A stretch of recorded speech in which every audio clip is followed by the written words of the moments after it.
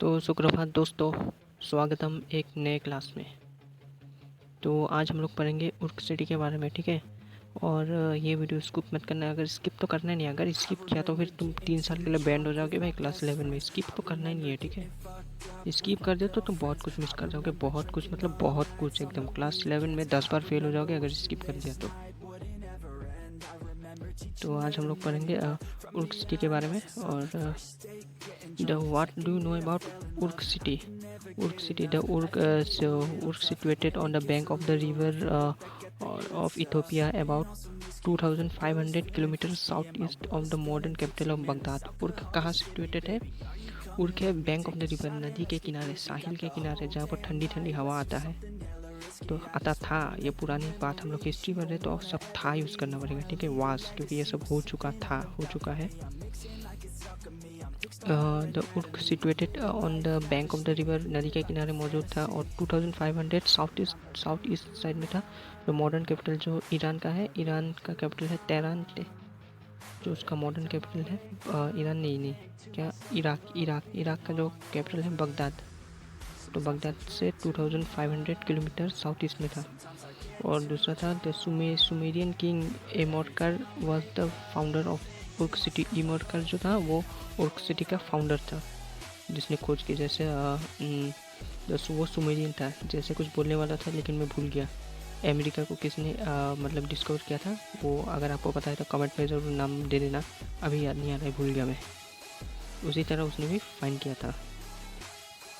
हाँ, कोलंबस ने जिस तरह अमेरिका को फाउंड किया था, मतलब फाउंडर, उसी तरह इमरकन ने जो सुमेरियन किंग था वो उर्क सिटी को फाइंड किया था। और नेक्स्ट पॉइंट, अगर एग्जाम में आ गए तो ये सब लिख देना भाई, नंबर तो ऐसे मिलेंगे भाई, पूछो ही मत। Uruk city, Uruk is an ancient Mesopotamian city. वो सबसे पुराना मेसोपोटामियन सिटी था Uruk city. Uruk was spread over an area of 250 hectares तक फैला हुआ था उर्क सिटी। और it comes into the existence about 300 BCE, तब exist में आ गया था वो। तो उर्क was famous for its temple and well known god इनाना। वो मंदिर के लिए बहुत फेमस था, वहाँ पर लोग मंदिर बनाते थे। एक टेम्पल था जहाँ पर वो गॉड इनाना को मतलब फॉलो करते थे, वर्शिप करते थे, जो भी बोलो तुम लोग मानते हो। उन लोग गॉड इनाना को मानते थे वो लोग, और वो टेम्पल के लिए फेमस था। Uruk was also a rapidly growing in the field of technology. तब वो टेक्नोलॉजी में भी बहुत अच्छी तरह से ग्रोथ मतलब आगे बढ़ रहे थे। और नेक्स्ट है हम लोग मारी के बारे में पढ़ेंगे। मारी मार के भरता बना देंगे भाई मारी वाले, कोई अगर उसके खिलाफ कुछ भी बोला तो मारी के बारे में पढ़ेंगे। मारी was not good for agriculture, so the most of the people मारी वॉज पेस्ट्रल, ठीक है। मारी एग्रीकल्चर के लिए, वहाँ पर खेती बाड़ी कुछ भी नहीं किया जा सकता था, मतलब उस ज़मीन उसका सूटेबल नहीं था एग्रीकल्चर के लिए। So the most of the people in the मारी क्या था, पेस्ट्रोलर थे। पेस्ट्रोलर मतलब क्या है भाई, क्लास 9 में एक पूरा चैप्टर ही आपने पढ़ा होगा, द पेस्ट्रोलिज्म्स इन इंडिया, जहाँ पर गुज्जर बकर वाला चक्कर वाला पता नहीं क्या क्या वाला।